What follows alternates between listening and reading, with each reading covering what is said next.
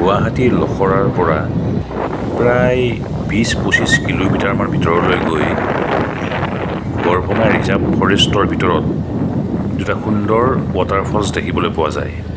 তাৰে এটা আছে jaluk পামত, আন এটা আছে নাহৰ পামত।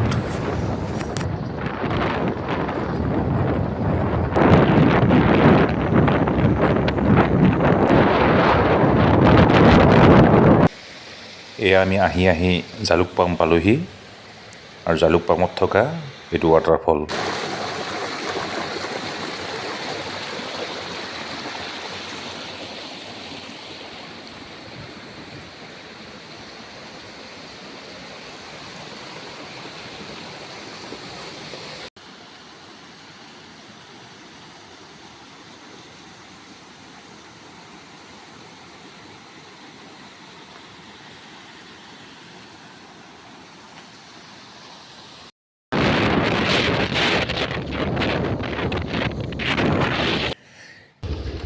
এইবাৰ আমি নাহৰ পামলৈ গৈ আছোঁ।